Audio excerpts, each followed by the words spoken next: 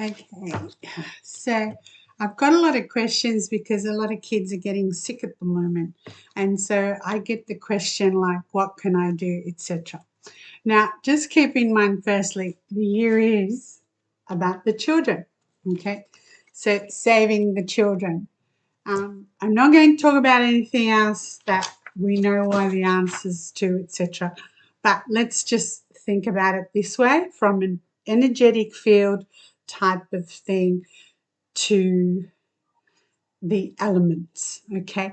Now, children are the first, whatever, to display symptoms of an energetic imbalance. So if there is something that's not balanced, you'll have, besides not getting enough sleep, you'll have a whiny child or one who's always knocking into things.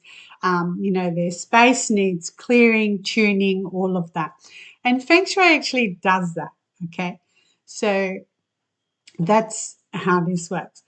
Pets also, they warn you of potential energy problems as well. So again, dogs become warm around their heads, as they say, and cats forget where to go to relieve themselves, that sort of thing. So yin and yang. Now, yin, you have a child that must get to sleep. That's the yin part, and they've got to sleep. The yang is then this bedroom that is full of every toy, TV, all of that sort of stuff. So the child is trying to go to sleep, but all of that is around them.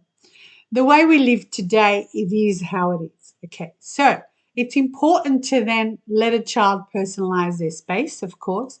Balance is the thing. They can be creative with their space, but secure at the same time. There is the perfect arrangement, as we call. So, sitting in the armchair, back is supported, arms are supported, open space. So that has to be with a bed, no matter whose bed it is. But for a child, when a child goes to sleep, that head, that where their bed head is, must be in what we call the mountain or luck. Okay. A wall behind them is the ultimate because it creates in the perfect arrangement, as in environment, not the flying star environment. It protects a child. And then you have bedside tables. And when the child is sleeping or you are sleeping, your head is protected via the bedside tables or whatever drawers, whatever you decide to have. And so that gives you that perfect arrangement, the armchair arrangement, even while you sleep. Nothing, no sharp objects, etc., etc., etc. It is part of environment, not flying stuff. All right. So children will react just like I would react to a color. Children react to shapes, images, all of that, because they're not tainted yet. So just keep that in mind. All right. And intuitively, yes, every child has intuition. Most children have, no, I'm going to say every child. And so it's up to then you to nourish that, bring it out, etc. So for everybody that has sent me, I'm going to tell you what I've been. My child has not been well for a couple of months, blah, blah, blah, blah. What can I do Feng Shui wise? Okay. So for me to comment on that, it is really, really hard, but I feel that there is a desperation there at the same time.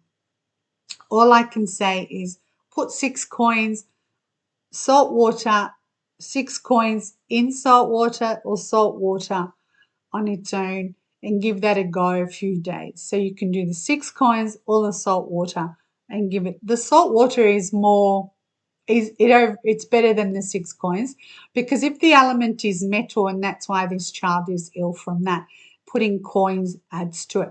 But if the child is ill because of another energy, then the coins are fine. So the salt water works for all of those energies. It is not a Feng Shui thing, by the way. It is in every philosophy, every religion, every anything that salt water cleanses. And when it's Himalayan salt, it cleanses on another level. We all know that. All right, I'm not going into that. So for you, wanting to know your child, their ill health, etc., if it just started that month, then check the bedroom and see if one of the energies in the bedroom, the direction wise, is a negative energy from the wheel. Okay, so that's how you look at it, and then put the remedy to that. If the whole house is ill, that's your front door. Okay, but when you do have a child here and a child here and this and that, if they're getting their sleep and then they are still unwell, then it's the energy there. Sometimes I will say move the bed to another wall and give that a go for a couple of days. But that's really all I can tell you unless I come out, take a reading, and see what is actually there and give you a proper remedy, proper report.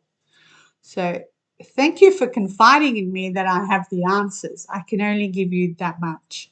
Without taking a reading, that's all I can give. With a reading, I give the whole lot. So think about it. And by applying Feng Shui principles, as we call them, to a child's bedroom, gives them a restful environment. All right. And that is by their head is supported. Having a bed head, that makes that support already as well. So sometimes you don't have another wall to put this child on, but there is a bed head. Try the window.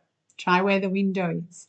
Because whatever the energies that are coming in, it could be that's where the luck is, etc. But there's not much more I can say to you.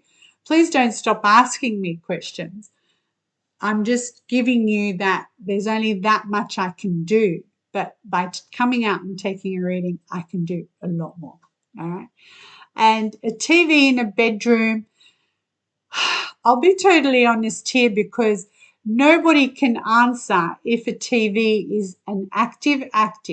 As it does that, turns photos, currents, all of that, that becomes active. Yet, we used to sit down and read a book and turn the page or a magazine. You could call that active too. So no masters can actually answer that. So because it didn't exist that long ago. Neither did plumbing. So that was the other one is I don't know where somebody read this, but it's a doozy. Putting plugs in your bathroom stops the family getting ill.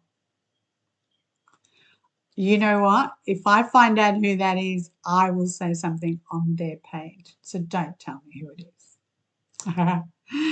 Have a great day, and I hope that helps a little bit.